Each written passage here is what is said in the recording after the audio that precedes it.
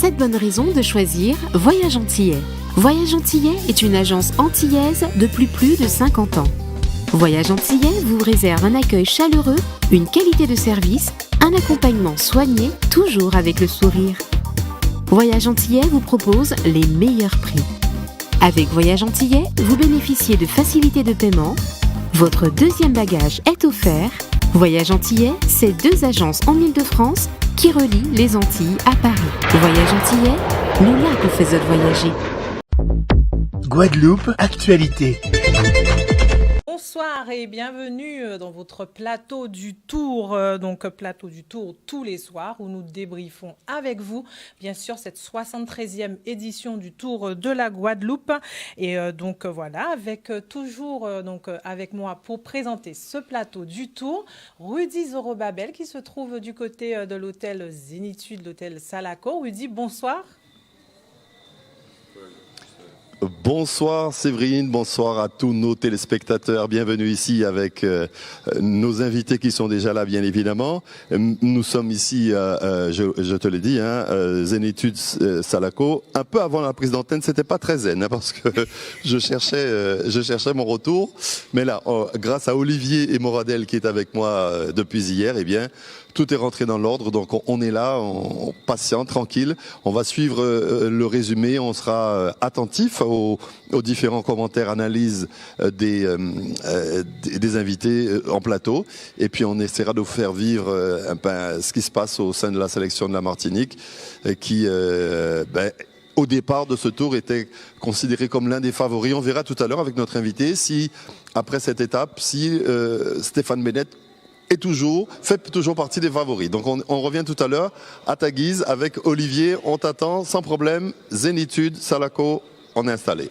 Tout à fait, tout est rentré dans l'ordre où il dit, ben voilà, tech, pour que ça puisse commencer et qu'on soit bien sûr dans de bonnes conditions. Voilà, effectivement, on retrouvera Rudy tout à l'heure avec donc la sélection de la Martinique pour savoir ce qu'il en est après cette étape.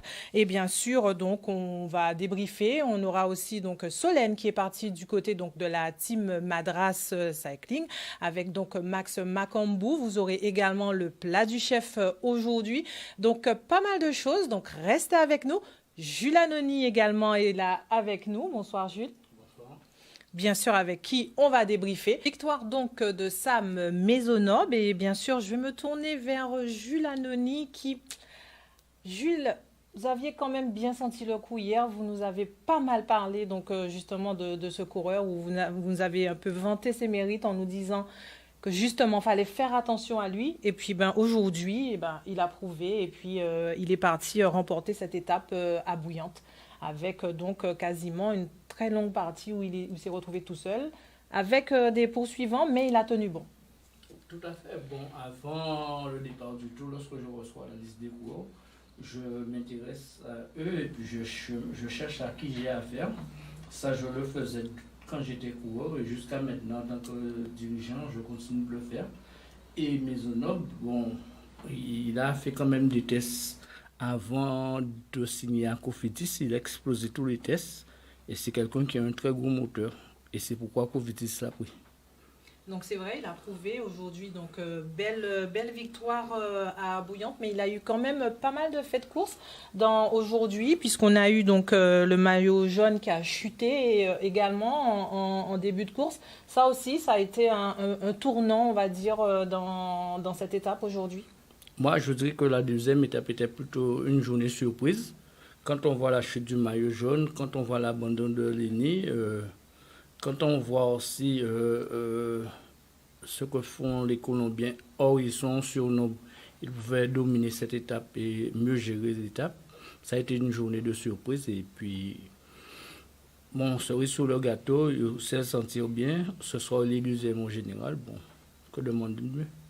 Que demander de mieux? On va justement voir cette attaque des Colombiens qui a fait mal justement donc dans cette deuxième partie d'étape. On les a vus effectivement, ils étaient donc en surnombre, ils ont réussi à être quasiment à 4 devant et c'est vrai qu'à ce moment-là, sûrement ils se projetaient sur une victoire d'étape. Qu'est-ce qui n'a peut-être pas fonctionné, qui a fait que bon, ils n'ont pas réussi à avoir l'étape aujourd'hui, mais ils ont quand même marquer déjà ce tour avec cette magnifique attaque, on va dire, aujourd'hui? Moi, je ne dirais pas qu'ils étaient 4, je dirais qu'ils étaient 5. Simplement, je pense qu'il a manqué un peu de cohésion au sein de l'équipe, j'oublie le nom là, et l'équipe en bleu là. Et je pense que, comme je disais à quelqu'un encore ce matin, on a beaucoup insisté, il m'a appelé, je lui ai dit de faire attention. Je reste sur mes mots. Castano, Sébastien, c'est le leader de l'équipe. Et finalement, il m'a dit effectivement, on a pu constater que le vrai leader, c'est ce gars-là. Donc là, ils ont joué placé. Je pense qu'ils ne voulaient pas reprendre le maillot parce qu'ils ont beaucoup souffert la première étape. Donc il faudra compter sur cette équipe qui, petit à petit, pose ses jalons sur ce Tour de la Guadeloupe. Je dirais l'équipe, mais il faut avoir une œil quand même sur Baez. Pour moi, je ne dirais pas que c'est le traître, mais je dirais que c'est celui qu'il faut surveiller comme le lait sur le feu parce que c'est un opportuniste.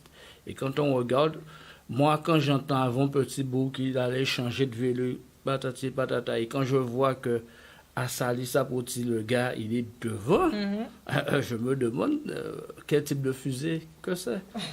Je pense que là, il va falloir surtout le surveiller comme le lait sur le feu parce qu'à partir de mardi et jeudi, on aura du bon Baez. Baez, effectivement, Tim Kama CCD, donc qui termine à la 4e place donc, sur cette 2e étape. Donc effectivement, Damien Ursel aussi réussit un bon passage sur cette 2e étape, finit à la 2e place. Mais selon vous, il a quand même peut-être laissé un petit peu des plumes sur cette étape? Il a laissé un peu de juste. Tactiquement, je dirais, quand le gars lui a demandé de rouler après Juffort dans la descente, il faut être malin à vélo. Moi, je fais semblant de, comme on dit chez nous, de choquer. Je fais semblant. Juste pour voir l'attitude du gars, s'il va revenir à machin sur le plat vent de face. Par contre, dans le vent de face, j'étais entièrement d'accord avec lui. Je ne prendrai pas de relais. Très bien. Donc, un petit mot également sur la sélection de la Martinique, avant d'aller du côté de Rudy, justement, pour en savoir plus. C'est vrai qu'aujourd'hui, Stéphane Bennett s'est retrouvé un petit peu piégé aussi. Il a fallu pour eux s'adapter. Et comment ça va se passer pour eux? Moi, je pense que ce matin, ils n'étaient pas dans le bon timing. Bennett a loupé le coche. Et je pense qu'il finit avec le maillot jaune. Vous savez, toute action emmène une réaction. Demain, il fera alliance avec le maillot jaune et puis ils vont tenter pour recoller les morceaux.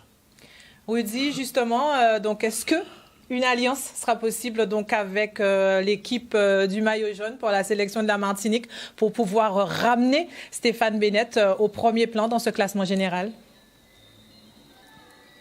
Je vais relayer la question à notre invité Florian Barquette. Bonsoir. Bonsoir à vous, bonsoir à toute la Guadeloupe, à toutes les Antilles et à Canal 10. Merci Florian d'être avec nous. On le dit régulièrement, les coureurs sont normalement à l'heure du massage, mais ils prennent un temps pour être sur le plateau de Canal 10 ici à l'hôtel Zénitude Salaco. Tu es originaire de la Nouvelle-Calédonie. On va venir tout à l'heure sur la course d'aujourd'hui, l'étape d'aujourd'hui. On va essayer de faire plus connaissance avec toi.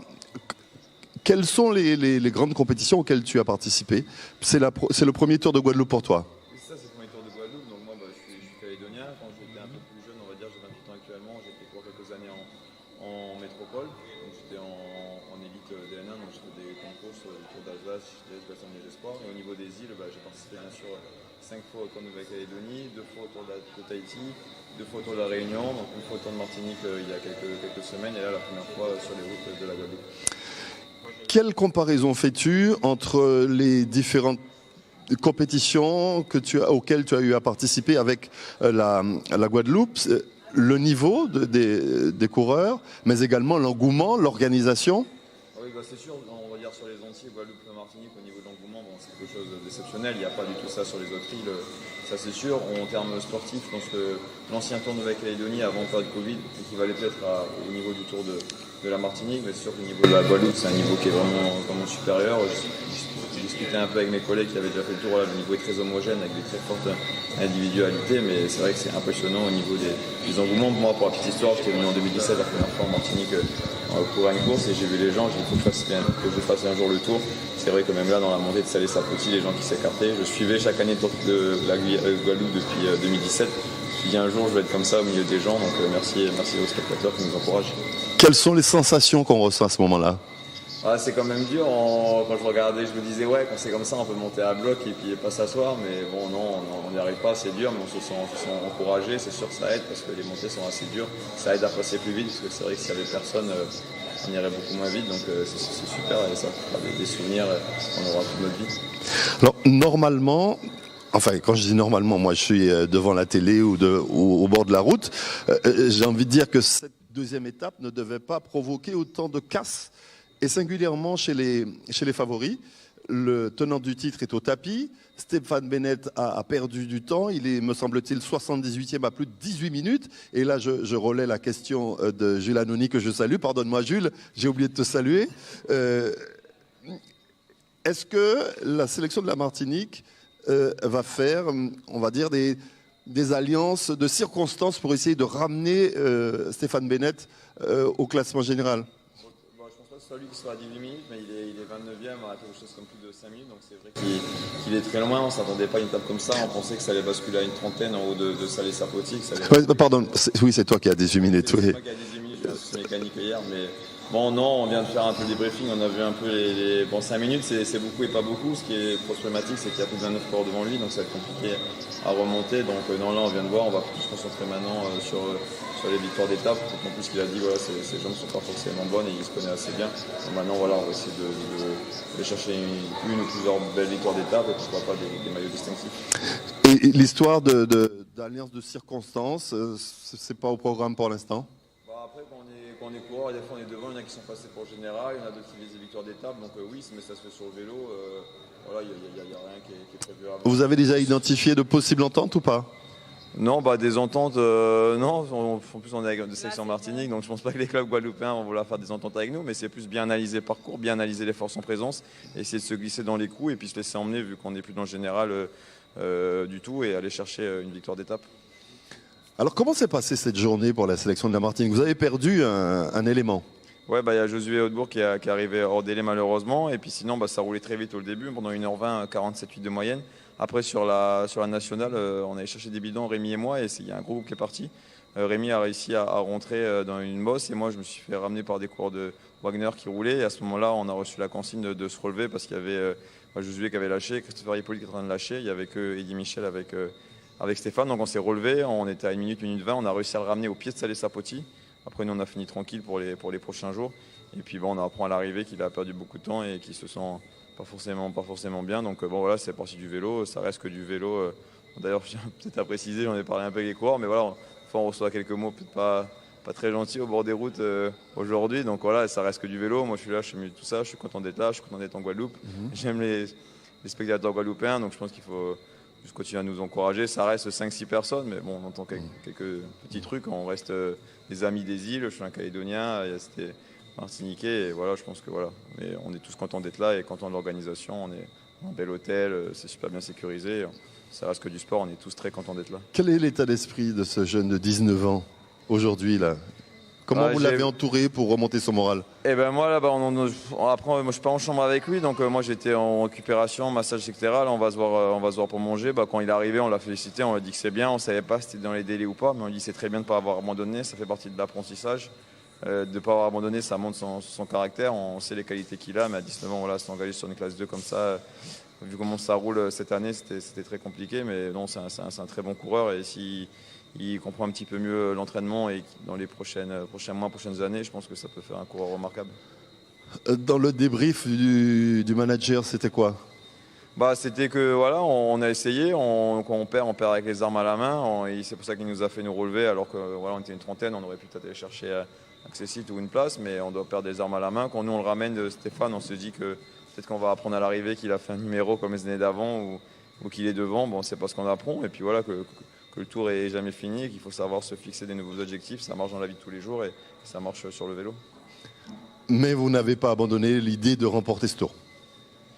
Il faudrait beaucoup de chance, mais si on veut de toute façon aller gagner le tour, il va falloir être devant, donc ça passera par être devant et peut-être justement viser les victoires d'étape comme on aimerait bien faire maintenant.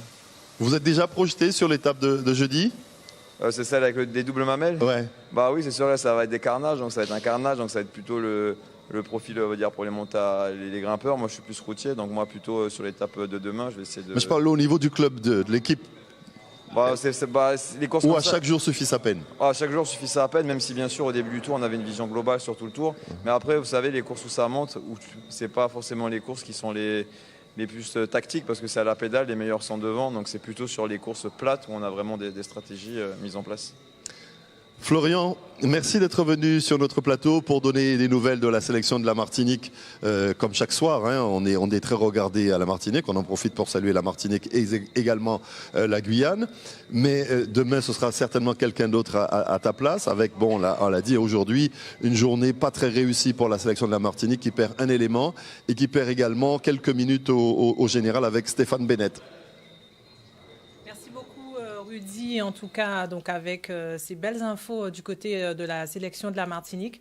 Chaque jour suffit sa peine. Donc on verra demain pour la sélection ce qui se profile en tout cas sur cette troisième étape.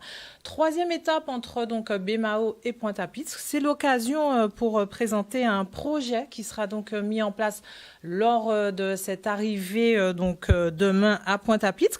Et donc pour parler donc de ce beau projet, j'ai l'honneur et le plaisir donc de recevoir le responsable donc de la commission jeunesse, c'est ça? Oui. Lucas Pougin, bonsoir. Oui, bonsoir. Et donc il est accompagné de Stéphane Andrea, donc de l'Excelsior, qui est donc le club support qui a répondu favorablement donc à ce projet. Bonsoir. Bonsoir. Donc Monsieur Pougin, donc présentez-nous ce projet.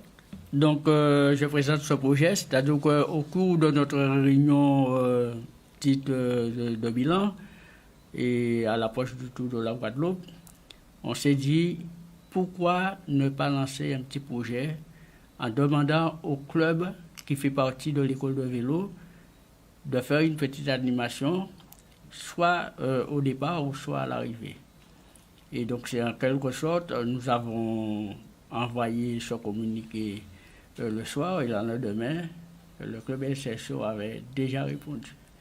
Et donc, en quelque sorte, il m'a contacté nous demandant de l'aide. Et en tant que vice-président de la commission des jeunes, j'ai vu avec la présidente, il m'a dit que si tu peux l'accompagner, accompagne. Et donc, c'est en quelque sorte que je les accompagne à mener à bien cette mission. Alors justement, Stéphane, un club qui répond aussi rapidement, c'est bien, c'est que vous êtes justement donc au cœur de ce fonctionnement pour la jeunesse. En quoi, du coup, vous avez trouvé attrayant ce projet pour pouvoir répondre déjà au tac et d'être dans ce dispositif? Alors, bonsoir tout le monde. Donc, c'est-à-dire que dès lors que nous avons... en fait, c'était déjà une idée avant que nous recevons le club de l'Excelsior, le communiqué du comité. Nous avons déjà pensé en fait à ce projet-là, voilà les jours précédents, hein, et voilà en échangeant simplement avec l'équipe du club, on a compris que ça aurait été un bon projet, et le lendemain, suite à voilà cette communication qu'on a eue entre nous, on a vu ce communiqué du comité et on s'est dit direct, eh bien voilà, c'est ça, en fait. On doit y aller puisque on a eu l'idée aussi, nous, de notre côté. Et voilà, on s'est dit que c'était le moment. Alors, expliquez-nous, qu'est-ce qu'il va donc y avoir demain à Pointe-à-Pitre?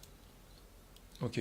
Alors, donc, comme nous avons donc prévu une initiation pour les enfants de toute tranche d'âge, il y aura du coup durant cette journée, donc à l'arrivée, voilà, un petit espace prévu pour pouvoir faire donc du vélo pour voilà, ceux qui ont déjà l'habitude de le faire, mais surtout pour permettre aux enfants qui seront déjà qui n'ont jamais participé, jamais fait du vélo, de pouvoir voilà, faire une initiation pour pouvoir apprendre qu'est-ce que le VTT, qu'est-ce que le BMX, avec voilà, peut-être, voilà, je ne vais pas tout dire, révéler. mais des petites choses qui vont donner envie en fait aux enfants de savoir rouler à vélo et de voir qu'est-ce que c'est, et y compris la présentation de petits jeux également ludiques, voilà, de coordination, un peu comme les méca-jeux qu'on retrouve dans le cyclisme.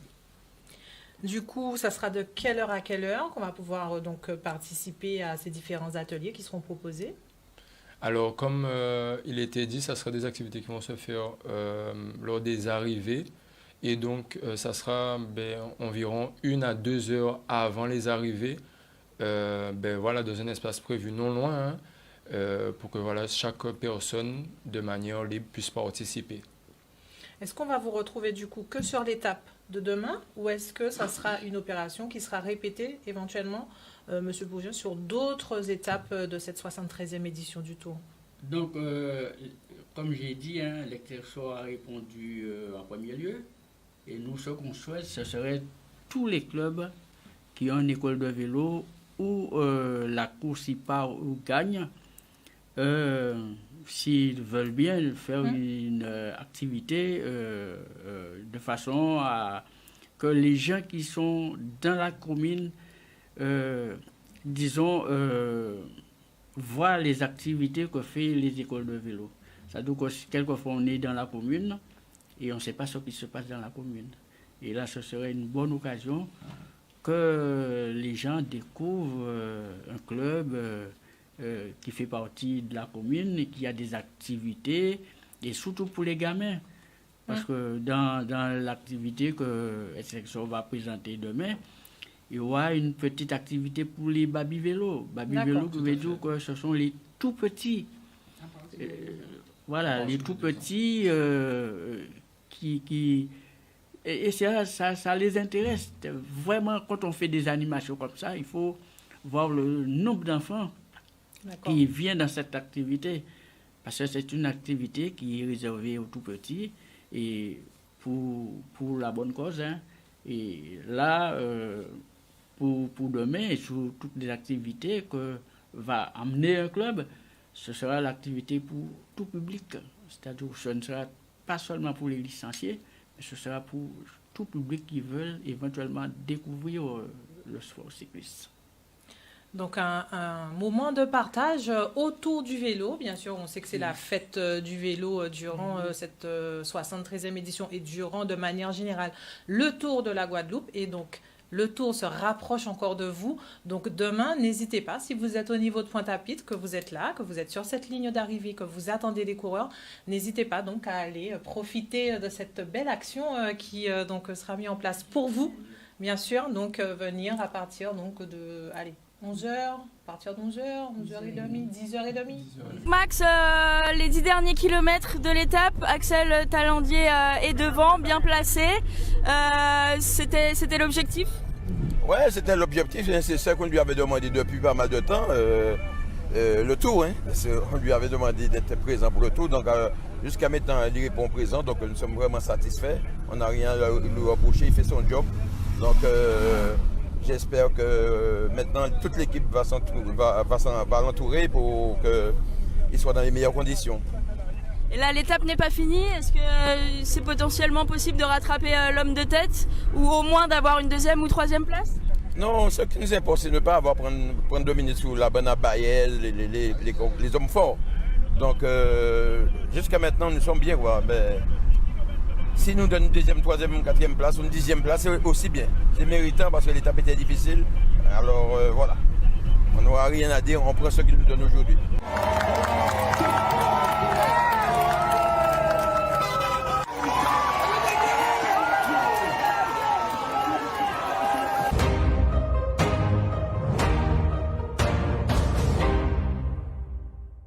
Axel, félicitations pour cette 3e place. Comment ça s'est passé cette course un petit peu dans ta tête pour toi? C'était la première étape avec un final difficile, donc ça allait être révélateur des hommes en forme pour le Tour. Donc comme je disais, ça a mis en route vraiment fort à Salé Sapoti. Et après, ça a fait un premier tri. Et après, il y a eu beaucoup d'attaques.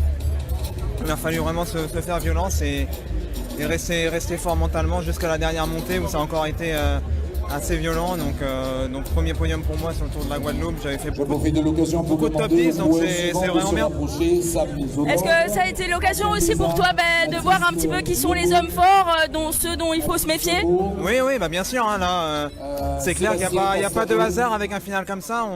On voit les hommes en présence et on voit sur qui on pourra compter. La deuxième adjointe junior de Bouillante.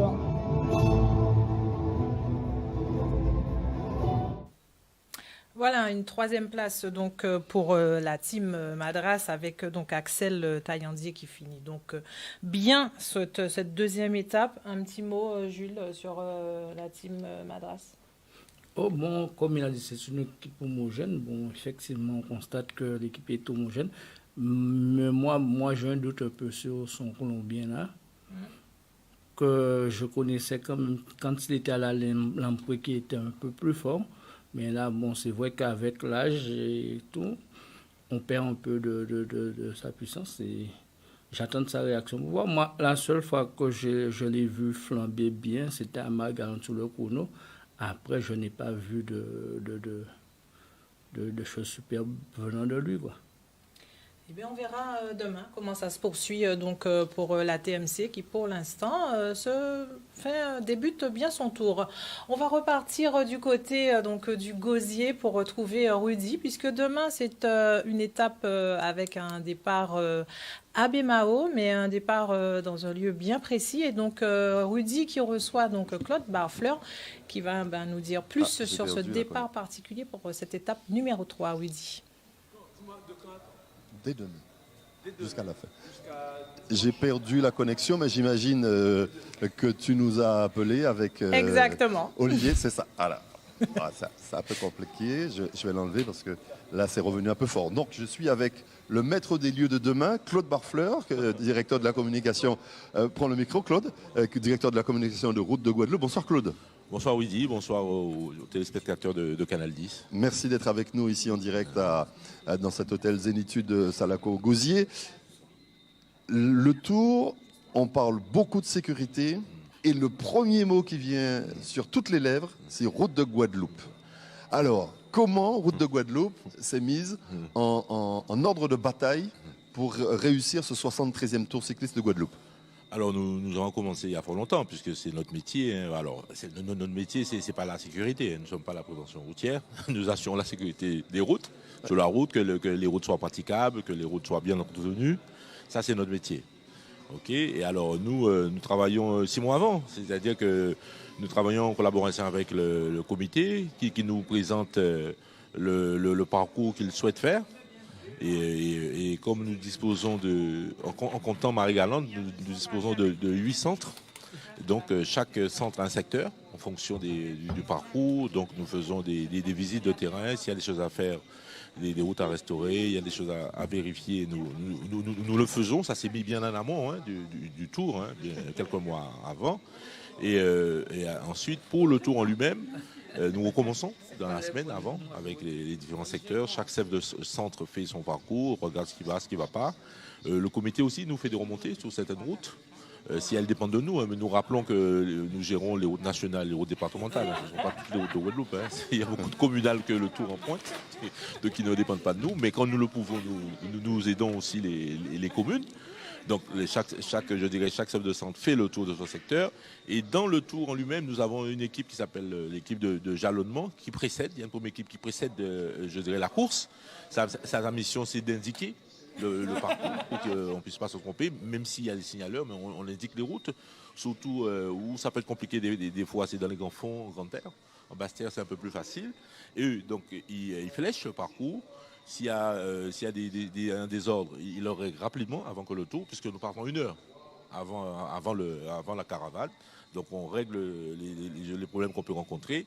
Et après, en fin de parcours, derrière le cycliste, il y a une équipe qui ramasse et qui vérifie que tout est en place.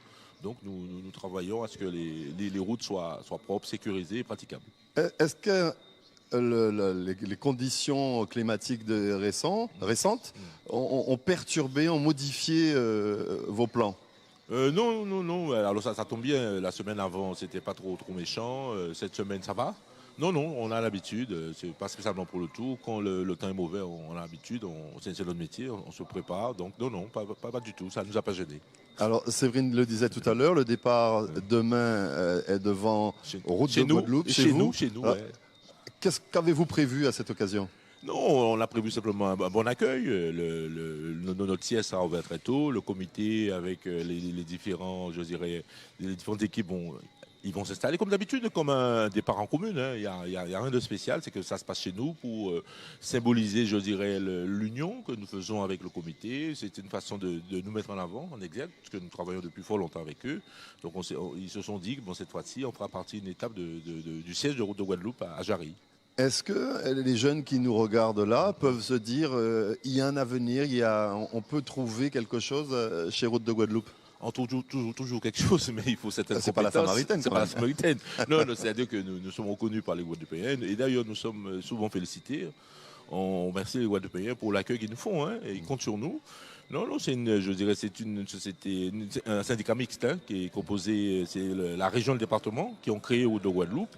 Donc avec une présidence alternée, c'est ça? Alternée tous les 3 ans. Donc en ce moment, c'est le président Losbar. Avant, c'était le président Chalus. Et donc dans 2 ans, ça va être le président Chalus encore.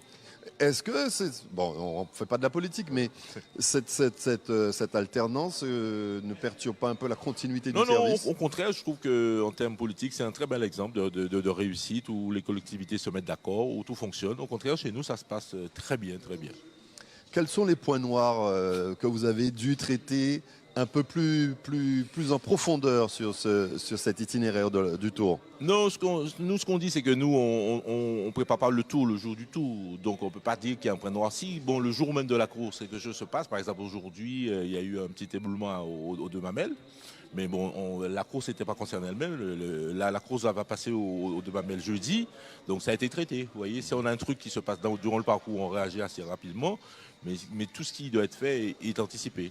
Ordinairement, en dehors du Tour, c'est quoi la journée type d'un agent de Route de Guadeloupe? 6 heures, on commence à travailler à 6 heures. Les hommes qui sont sur le terrain, il y a plusieurs types, de profils à Route de Guadeloupe. Hein. Il y a des techniciens, les hommes de la route. Ils commencent à 6 heures, ils finissent à 13 heures.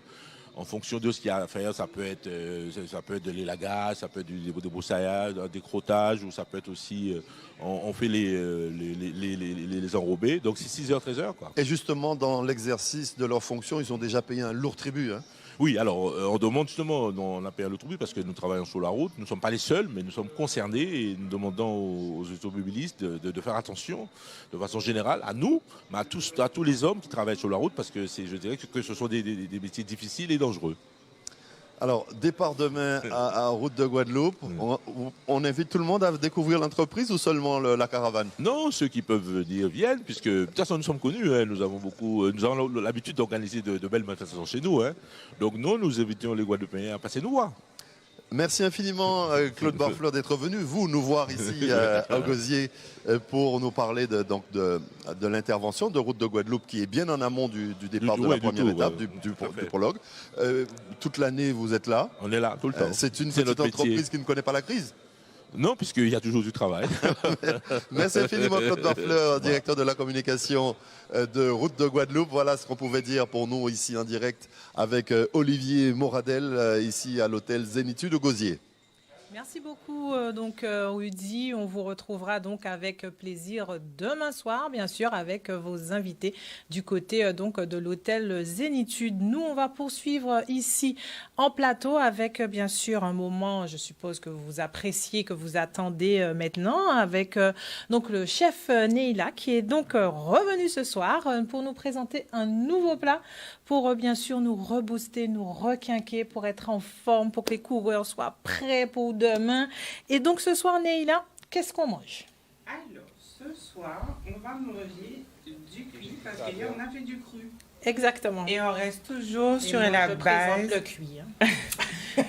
On reste toujours sur la base avec les ingrédients du jardin. On reste toujours, on n'achète pas ce qui est dans le supermarché. Donc aujourd'hui, on a fait une crème de banane avec de l'igname et de la lentille, parce que c'est vrai que nos coureurs, ils Ils aiment bien manger, mais il faut leur donner des protéines, pas que animales. Donc là, on leur a donné des protéines végétales qui sont représentées avec les lentilles. Donc, on a utilisé nos bananes de hier, puisque le régime n'est pas terminé. Il y a beaucoup de bananes dans le régime. Donc, on n'avait pas que 2. Non, il y en a énormément. Je pense que vous aurez des bananes en toute sauce cette semaine. Ah, ben voilà. Donc, on a utilisé les bananes. On a pris de la lentille qu'on a mixée avec du lait de coco. Et nos choux et nos papayes de hier, on les a fait pour donner un petit peu de croquant. Donc, pour la fraîcheur, on a mis un petit peu de salade, un petit peu de tomates et des fleurs qui sont comestibles parce que c'est vrai que nous, on a peur de manger les fleurs, mais les fleurs sont aussi comestibles. Et on a fait une petite infusion avec. Et oui, la boisson aussi qui va avec est là.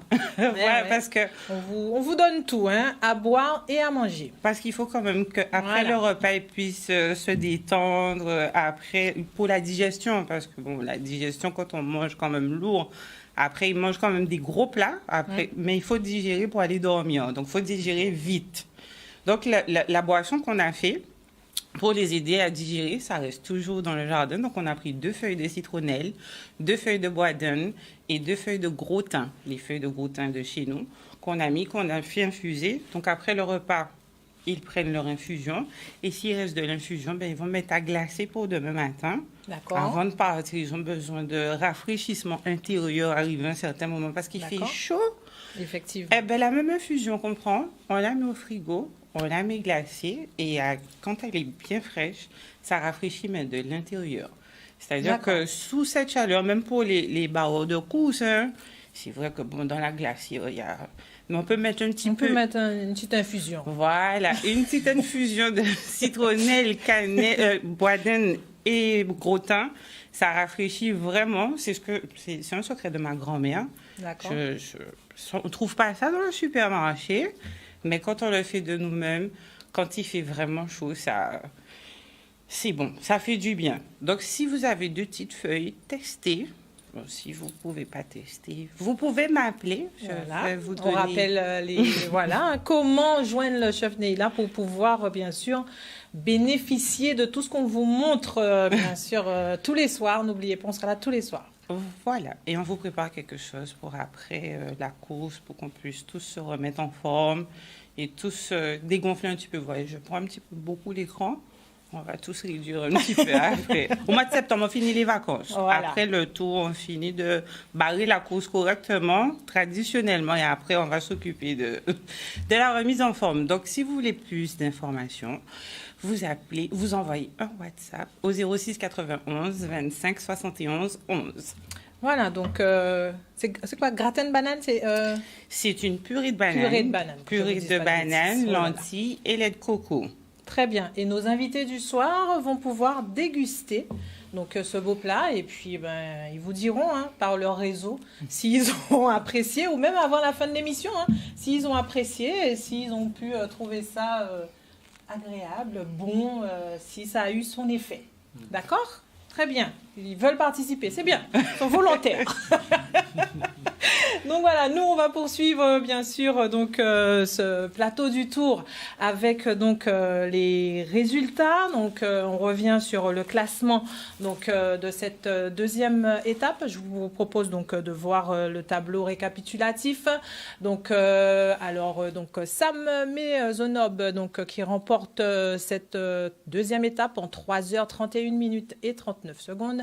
Deuxième, Damien Ursel de la team Vélo Club cycliste de Capesterre-Belle en 3h32 minutes et 13 secondes. Donc à 34 secondes, Damien Ursel.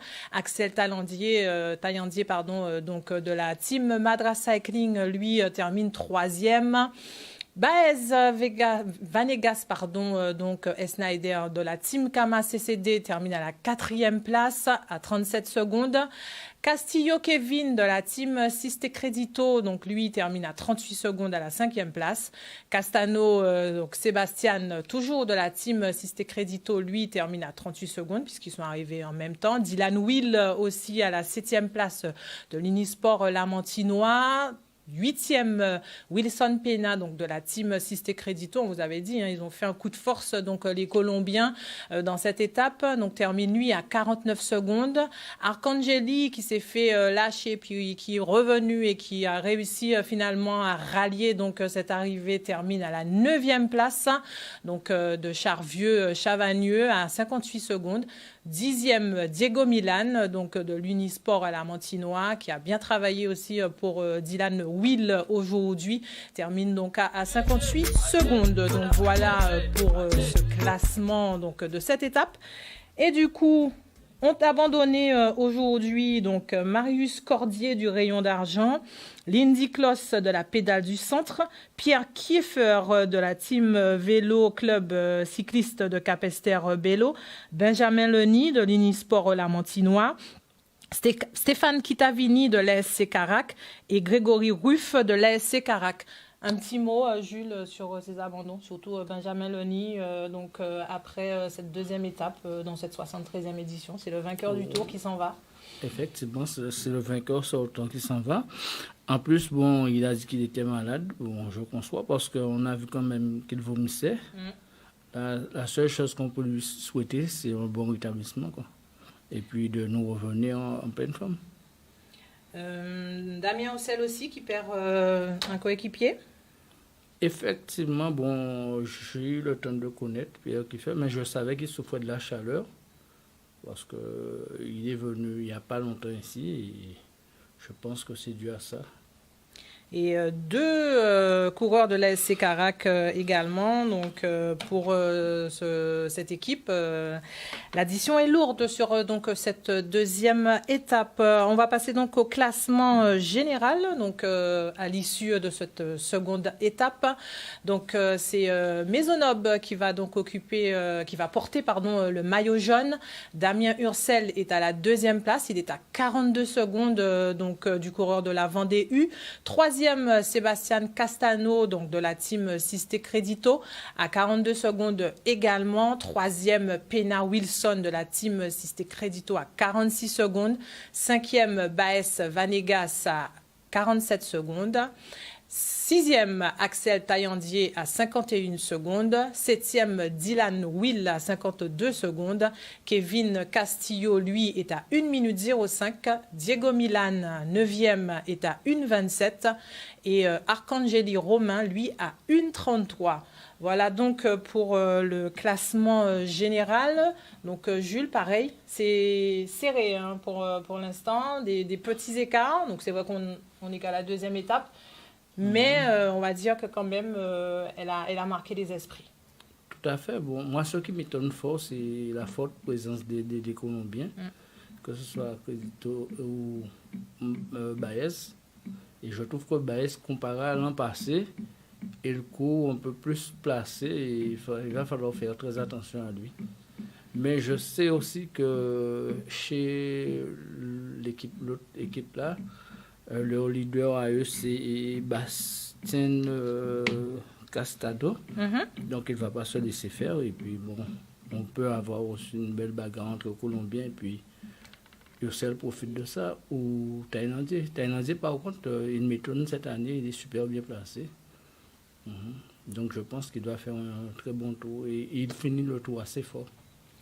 On verra tout ça. Donc, maillot jaune, on vous l'a dit, donc Maisonneuve Sam de la Vendée U de la Loire, Pays de la Loire, pardon. Maillot à point vert, donc conseil départemental, c'est Quentin Béza, donc ex-maillot jaune, donc qui va porter ce maillot vert, donc de Philippe Wagner-Bazin. Le maillot à pois qui était détenu par Jérémy Delumeau sera donc porté désormais par Arcangeli Romain de Chavagneux, Isère Cycling.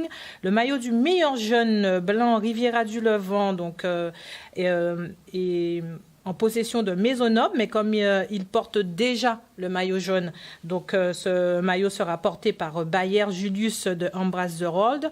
Le maillot combiné bleu corsaire sera porté par Sébastien Castano de la team Sisté Crédito. Le maillot sprint orange Crédit Mutuel, lui, sera porté par Le Beau Matisse de Charvieux-Chavagneux. Et puis donc le dossard de la combativité sera donc en possession de Maisonneuve, donc de la Vendée U. Outremernews.fr, le site de l'actualité Outre-mer, 24 heures sur 24 et 7 jours sur 7. Retrouvez la chaîne Outre-mer.